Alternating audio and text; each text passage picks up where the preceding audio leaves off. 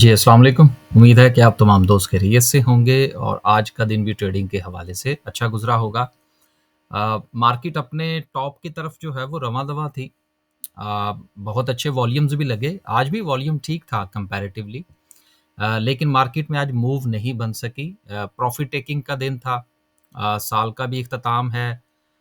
हमारी तरफ से भी कल हमने वीडियो में भी आपसे गुज़ारिश कर दी थी कि हमारा कोई जो है वो प्रोग्राम नहीं है कि हम किसी किस्म की को बाइंग करें।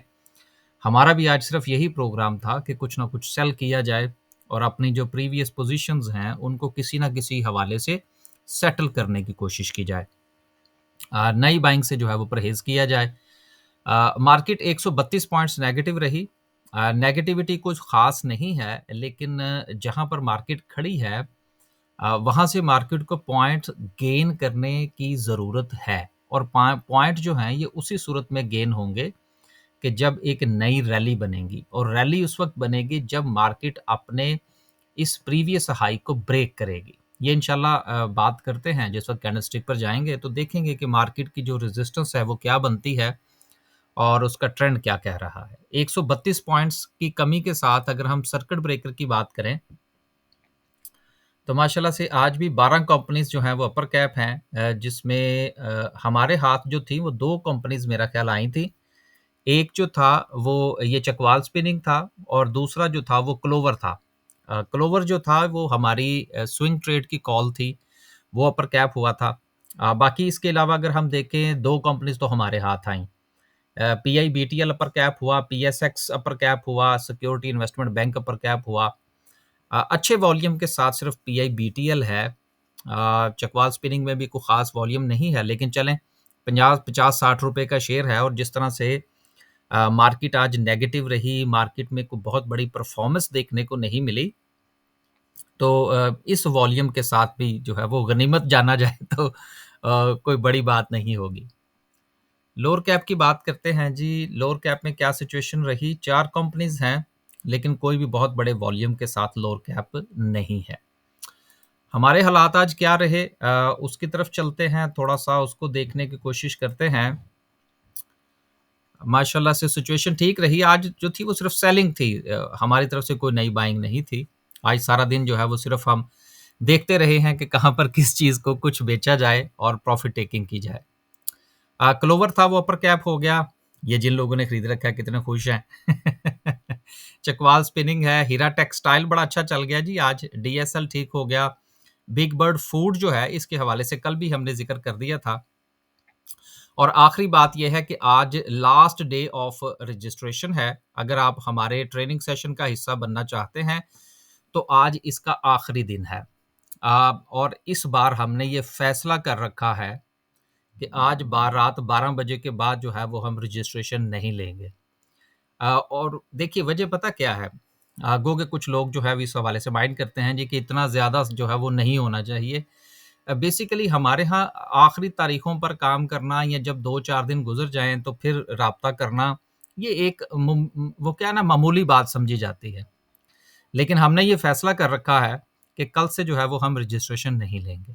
तो चूँकि मेरा ख़्याल है जो जितने क्लाइंट्स हमें दरकार थे वो तो ख़ैर हमारी काफ़ी दिन पहले ही जो था वो कोटा पूरा हो चुका है।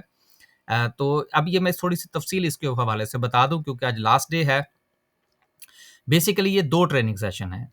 एक है बिगिनर प्लस इन्वेस्टर का, कि ये उन लोगों के लिए है कि जिनको बिल्कुल नहीं पता स्टॉक मार्केट किसे कहते हैं। हम वहाँ से बात शुरू करेंगे, स्टॉक मार्केट क्या होती है, शेयर किसको कहते हैं, आईपीओ किसको कहते हैं, कैंडलस्टिक क्या होती है। ये बेसिक चीज़ें जितनी भी हैं, ये सारी की सारी बिगिनर प्लस इन्वेस्टर में होंगी और इसके 3 सेशन होंगे। पहला सेशन जो है, वो सिर्फ़ और सिर्फ़ बिगिनर्स के लिए होगा। बाकी के जो 2 सेशन होंगे इसके वो बिल्कुल सेम जो है वो इन्वेस्टर पॉइंट ऑफ व्यू से होंगे। लिहाज़ा जो दोस्त इन्वेस्टर ट्रेनिंग सेशन में रजिस्ट्रेशन करवाएँगे, वो 2 सेशंस का हिस्सा बनेंगे और जो बिगिनर प्लस इन्वेस्टर में करेंगे, वो 3 सेशन का हिस्सा बनेंगे, ताकि वो शुरू से बात को हम लेकर चलेंगे। आज इसकी आखिरी तारीख है, तो अगर आप रजिस्ट्रेशन करवाना चाहते हैं, तो वो करवा लीजिए, लेकिन अगर आप कल हमसे राब्ता करेंगे, तो वो हमारी तरफ से माज़रत होगी। हम जो है, वो रजिस्ट्रेशन नहीं लेंगे। थोड़ा-सा जो है वो चीज़ों को प्रैक्टिकली लेकर चलने की कोशिश कर रहे हैं। आगे चलते हैं जी। मज़ीद देखते हैं क्या सिचुएशन रही। अगर आप स्टॉक मार्केट में अकाउंट ओपन करवाना चाहते हैं, हमारा बाय सेल का ग्रुप जॉइन करना चाहते हैं या स्विंग ट्रेड का ग्रुप जॉइन करना चाहते हैं, तो ये 2 नंबर्स आपके सामने हैं। इन दोनों में से किसी भी नंबर पर राब्ता फ़रमाइए और इन्फॉर्मेशन ले लीजिए। कुछ दोस्त जो हैं वो स्विंग ट्रेड के हवाले से बार-बार जो है वो इन्फॉर्मेशन लेना चाह रहे होते हैं। आज ज़रा टका के अपनी पब्लिसिटी करते हैं। देखिए, स्विंग ट्रेड में एक चीज़ आप ज़रूर ज़हन में रखिएगा, अगर आप हमारे स्विंग ट्रेड का ग्रुप का हिस्सा बनते हैं, तो हमारी तरफ से कोई गारंटी नहीं होती कि हम हर रोज़ आपको जो है वो कॉल देंगे। 1 दिन में 3 कॉल्स भी मिल सकती हैं और 3 दिन में 1 कॉल भी मिल सकती है। लिहाज़ा इस हवाले से अगर आपने स्लो काम करना है, तो फिर आप हमारा स्विंग ट्रेड का ग्रुप जॉइन कर सकते हैं। मैं एक छोटी-सी एग्ज़ाम्पल आपको दे देता हूँ।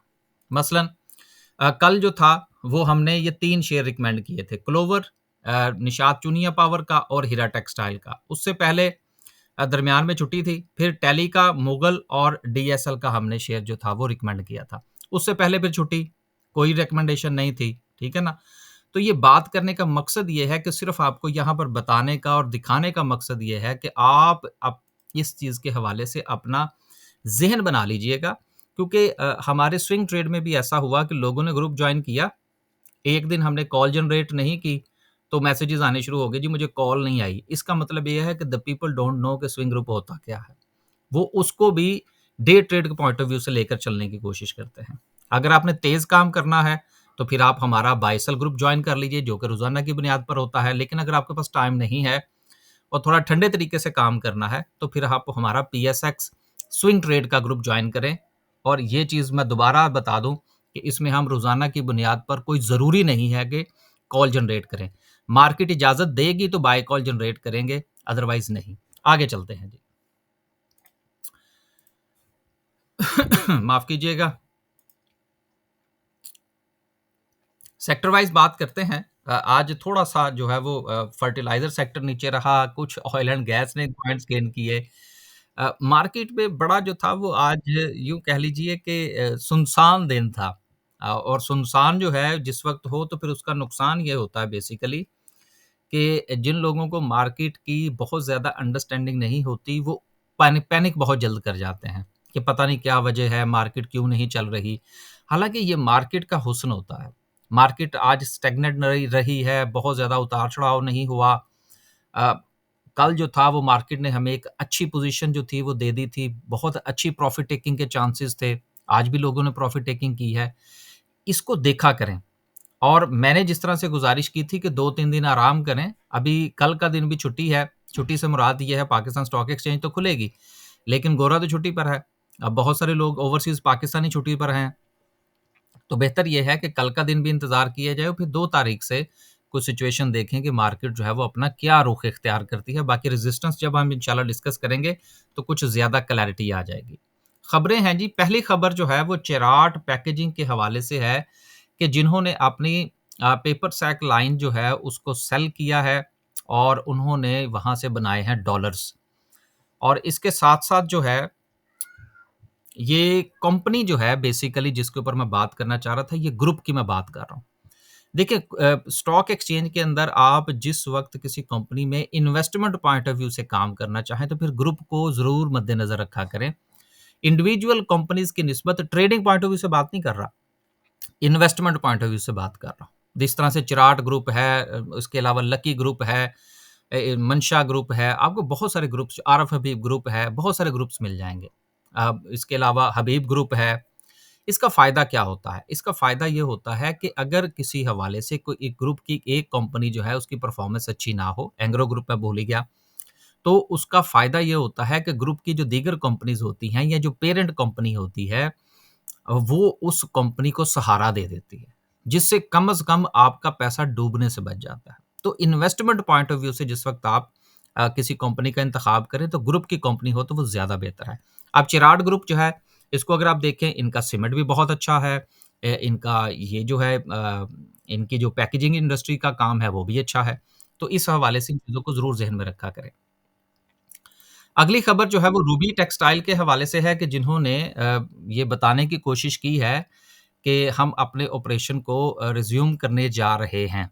अब ये करने जा नहीं रहे, बेसिकली इन्होंने ये बताया है कि हालात बड़े ख़राब हैं, लेकिन हम विलिंग हैं कि हम अपने मामलात को बेहतर कर सकें। लिहाज़ा इस किस्म की जो छोटी-मोटी खबरें होती हैं, ये देखकर इन कंपनीज़ में जो है वो कूदने से परहेज़ किया करें। अब एक छोटी-सी बात और, बहुत सारे दोस्त जो हैं ये जिस वक़्त वो कंपनीज़ जो कि काफ़ी अरसे से जिनकी ट्रेडिंग सस्पेंड हो जाती हैं या कुछ और मामलात आ जाते हैं, वो जैसे ही देखते हैं ना कि जी वो एकदम से जी उसमें अपर लॉक लगने शुरू हो गए, 1 अपर कैप लगा, 2 लगा, तो वो तीसरे अपर कैप के ऊपर वो खरीद लेते हैं और बाद में पता लगता है कि चौथे अपर कैप के बाद उसकी वापसी हो गई है। तो नए लोग जो हैं ये ख़ास तौर पर जिनको मार्केट की अंडरस्टैंडिंग नहीं, वो इस किस्म की खबरों के ऊपर बिल्कुल कान नहीं धरना। इस खबर को शामिल करने का मकसद सिर्फ़ और सिर्फ़ ये था कि आप दोस्तों के साथ, क्योंकि ये भी डिफ़ॉल्ट सेगमेंट में है, अब तो ख़ैर उन्होंने लफ़्ज़ बदल दिया है, तो इसलिए इस किस्म की जब खबरें आएँ, तो कोशिश ये किया करें कि अगर आप नए हैं तो परहेज़ करें और उन्हीं कंपनीज़ में ट्रेड करने की कोशिश करें जो कि साल हर साल से ट्रेड हो रही हैं, जिनका इस किस्म का कोई प्रॉब्लम नहीं है। उसमें कम से कम आपको ये तो नहीं होगा कि कंपनी जो है उसकी फिर ट्रेडिंग सस्पेंड हो गई या कुछ और मामलात हो गए। कंपनी कम से कम चल तो रही है ना, उसके लॉस एंड प्रॉफ़िट अपनी जगह पर, लेकिन कंपनी वर्किंग पोज़ीशन में तो है। तो ये एक खबर मैंने सिर्फ़ और सिर्फ़ इस वजह से मैंने शामिल की थी। अगली खबर जो है वो ये है कि एक नया आईपीओ आने जा रहा है पाकिस्तान स्टॉक एक्सचेंज के अंदर, बरकत वालों का, और बेसिकली ये अंडों के प्रोडक्ट्स बनाते हैं और अपने जो है वो काम को बढ़ाना चाह रहे हैं, प्रोडक्शन कैपेसिटी को बढ़ाना चाह रहे हैं। इसके हवाले से तफसीलात आएँगी, तो फिर इंशाल्लाह इस आईपीओ को दोबारा फिर से जो है वो डिस्कस करने की कोशिश करेंगे। अभी मैंने इसका सारा पढ़ा है, अभी इसमें कुछ मेंशन नहीं है कि कंपनी करती क्या है, कंपनी का जो है वो प्रीवियसली प्रोडक्शन जो मेंशन है, लेकिन इसके प्रॉफ़िट्स के हवाले से या इनके आईपीओ के हवाले से कितने पर आईपीओ आएगा, ये सबसे अहम होता है। वो डॉक्यूमेंट आएगा तो फिर इंशाल्लाह इसको दोबारा फिर जो है वो डिस्कस करने की कोशिश करेंगे। आखिरी खबर जो है वो रेकोडिक के हवाले से है और इसका डायरेक्टली ताल्लुक है पीआईबीटीएल के साथ। आपको याद होगा कि पीआईबीटीएल का काम जो है वो बल्क टर्मिनल है। जब आपने कोई चीज़ जो है वो बहुत बड़ी जो है वो क्वांटिटी के अंदर पाकिस्तान से इन आउट करनी हो तो फिर उसकी ज़रूरत पड़ती है। अब इस वक़्त जो पाकिस्तान के हालात हैं, इम्पोर्ट के हवाले से तो हम कुछ कह नहीं सकते क्योंकि इम्पोर्ट जो है वो बहुत ही स्पेसिफिकली हो रही है। एक्सपोर्ट के हवाले से भी देखें तो कोई बहुत बड़े ऑर्डर्स नहीं हैं। लिहाज़ा ये जो 15% का रेकोडेक का स्टेक जो है ये सऊदी अरेबिया को सेल करने के लिए अप्रूवल दे दी गई है। इसकी बुनियाद पर जो पीआईबीटीएल है, आपको याद होगा पहले भी इसको कैप लगे थे और आज फिर इसको कैप लगा है। और इस खबर की बुनियाद पर पीआईबीटीएल में आप मज़ीद इम्प्रूवमेंट देख सकते हैं। क्योंकि यहाँ पर इन्होंने जो रिफ़ाइन करना है इसको, वो पाकिस्तान में तो करना नहीं है। तो जब यहाँ से ये मट्टी लेकर जाएँगे, तो वो बल्क टर्मिनल के थ्रू ही जाएगी। तो जब बल्क के थ्रू जाएगी तो पीआईबीटीएल को डायरेक्टली फ़ायदा होगा, जिनके साथ इनकी बातचीत भी चल रही है, हालात भी बेहतर हैं। और फिर इस तरह से पीआईबीटीएल के जो मामलात हैं, वो मज़ीद बेहतर हो सकते हैं। हम ना किसी को बाय के हवाले से कह रहे हैं, ना सेल के हवाले से, सिर्फ़ एक अंडरस्टैंडिंग है 2 खबरों को आपस में जोड़ने की, पीआईबीटीएल का रेकोडिक के साथ। अब डिस्कस करते हैं जी आज की कैंडल को। देखिए, कैंडल पर डिस्कस करने से पहले ज़रा थोड़ा-सा अगर हम इसको डे के टाइम फ्रेम पर देखें और हम ये जानने की कोशिश करें कि आज मार्केट में वॉल्यूम कैसा था। अब देखिए, वॉल्यूम जो है वो तो कल से भी थोड़ा बेहतर है, लेकिन मार्केट के अंदर जो इम्प्रूवमेंट है, वो अपसाइड जो है वो हमें देखने को ख़ास नहीं मिली। मार्केट की जो ओपनिंग थी वो तो गैप अप थी, लेकिन उसके बाद मार्केट सस्टेन नहीं कर पाई, यानी कि गैप अप ओपनिंग हुई, और ज़्यादा जो था वो लोगों का प्रोग्राम सेलिंग की तरफ था, लिहाज़ा उन्होंने सेल किया। बाइंग की तरफ पोजीशन जो है वो कम रही। मार्केट के अंदर जो है वो बहुत ज़्यादा उतार-चढ़ाव देखने को नहीं मिला। और सबसे अहम चीज़ ये है कि आप ये देखें कि मार्केट ने जो अपना प्रीवियस हाई बनाया था, मार्केट ने उसको सिर्फ़ और सिर्फ़ टच किया और फिर देन मार्केट में हमें सेलिंग प्रेशर देखने को मिला। अब आप ये देख लीजिए, यहाँ पर मैं थोड़ा-सा इसको अगर बड़ा कर दूँ, कि लास्ट टाइम भी ऐसा ही हुआ था कि मार्केट ने इसको टच किया, देन मार्केट के अंदर हमें सेलिंग प्रेशर देखने को मिला। दूसरी बार मार्केट ने कोशिश की, फिर जो है वो सेलिंग प्रेशर हुआ। अब तीसरी बार जो है वो मार्केट ने कोशिश की है और अब भी मार्केट को सेलिंग प्रेशर का सामना करना पड़ा। ये वो अहम चीज़ होती है जिसको हम लोग रेजिस्टेंस कहते हैं। अब कल जो था वो मैंने फैसला क्यों किया कि जी हम बाइंग नहीं करेंगे और थोड़ा-सा इंतज़ार करेंगे, इसके लिए हम थोड़ा-सा टाइम फ्रेम छोटा कर लेते हैं। अब आप ये देखिए, मार्केट की जो रेजिस्टेंस थी, जिसके हवाले से कल हमने बात की थी, वो थी 1,15,000 की। अब 1,15,000 पर जिस वक़्त पहले इंडेक्स पहुंचा था तो मार्केट में रेजिस्टेंस आई, उससे पहले मार्केट सस्टेन नहीं कर पाई। तो जब दो बार कोई एक काम हो चुका हो तो चांसेस होते हैं कि तीसरी बार भी हालात थोड़े से खराब हो सकते हैं। यही वजह है कि कल जिस वक्त मार्केट में पोजीशन अच्छी थी उसके बावजूद भी हमने फैसला किया कि अभी हम वेट एंड वॉच करेंगे। देखिए, जिस वक़्त भी मार्केट अपने सपोर्ट पर हो, तो वहाँ पर इंतज़ार किया जाए कि क्या मार्केट वहाँ से सपोर्ट लेती है। नंबर 2, अगर मार्केट रेजिस्टेंस के करीब हो, तो देन वेट किया जाए कि क्या मार्केट उस रेजिस्टेंस को सक्सेसफुली ब्रेक करती है और फिर वॉल्यूम कितना जनरेट होता है। आज का वॉल्यूम तो अच्छा था, लेकिन मार्केट जो है वो अपनी रेजिस्टेंस को ब्रेक नहीं कर पाई। लिहाज़ा आपसे भी यही गुज़ारिश है कि आप भी इस चीज़ का इंतज़ार करें कि मार्केट जो है वो क्या अपनी इस प्रीवियस रेजिस्टेंस को ब्रेक कर पाती है।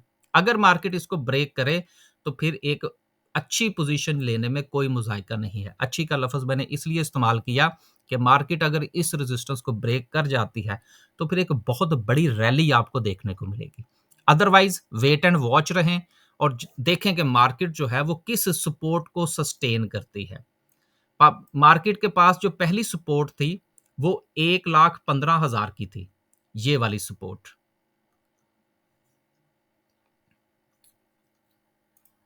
ये वाली सपोर्ट। अब मार्केट इसके गिर्द घूम रही है। मार्केट ने आज इसको 2 बार कोशिश की लेकिन मार्केट जो है वो सस्टेन नहीं कर पाई। अगर मार्केट सस्टेन नहीं कर पाती तो फिर मार्केट जो है वो अपनी नेक्स्ट सपोर्ट 1,13,000 की तरफ सफ़र करेगी। तो बात ये है कि हमें क्या ज़रूरत है? अगर कोई 1 या 2 दिन या 3 दिन ट्रेड ना भी की जाएगी तो क्या फ़र्क पड़ता है? तो बेहतर ये है कि अपना पैसा अपने हाथ में रखें, वॉच करें, सपोर्ट एंड रेजिस्टेंस पर नज़र रखें और फिर अपना पैसा डालें। आखिर में सिर्फ एक गुज़ारिश ये है, जो कि मैं अपने ग्रुप में भी दोस्तों से कहता रहता हूँ, कि देखिए मार्केट कहीं नहीं जा रही। आज नहीं ट्रेड करेंगे तो कल कर लेंगे, कल नहीं करेंगे तो 3 दिन बाद कर लेंगे। पैसा तो आपके पास है ना। अगर आपका पैसा मार्केट में फँस गया, तो फिर आपको कितना इंतज़ार करना पड़ेगा? फ़र्ज़ करें अगर कुछ लोग यहाँ पर फँसे थे, तो फिर उनको ये इंतज़ार करना पड़ा। अगर कुछ लोग यहाँ पर फँसे थे, तो फिर उनको यहाँ पर इंतज़ार करना पड़ा। तो क्या ज़रूरत है फँसने की? थोड़ा इंतज़ार कर लें, देखें मार्केट के पाँव कहाँ लगते हैं। इंशाल्लाह कल कल जो है वो कुछ फ़ैसला कल हो जाएगा। लेकिन 2 या 3 तारीख को जो है वो मामलात नॉर्मलाइज़ हो जाएँगे, बैक टू नॉर्मल हो जाएगा। तो वहाँ पर जो वॉल्यूम लगेगा वो डिसाइड करेगा कि मार्केट ने कितना ऊपर जाना है। आखिरी बात ये कि मार्केट अब जो है वो दोबारा से कोई 1,50,000 पे चली जाएगी। मैं हमेशा से ये कहता हूँ कि मेरी नज़र जो है वो रीसेंट सपोर्ट के ऊपर होती है और रीसेंट रेजिस्टेंस के ऊपर होती है। आगे क्या होगा ये तो उस वक़्त पता चलेगा ना जब मार्केट यहाँ से ऊपर जाएगी। लिहाज़ा मैंने कभी भी अपने आप को ये नहीं कहा कि मार्केट अब 1,00,000 पे चली जाएगी या 1,50,000 पे चली जाएगी। रीसेंट सपोर्ट पे सपोर्ट मिलती है बाय करेंगे, रेजिस्टेंस आती है सेल करेंगे, सिंपल सी बात है। हम ट्रेडर हैं, ट्रेडिंग पॉइंट ऑफ व्यू से काम करेंगे। ज़्यादा दूर का देखने का भी फ़िलहाल हमारा कोई प्रोग्राम नहीं। इजाज़त दीजिए जी। अल्लाह हाफ़िज़।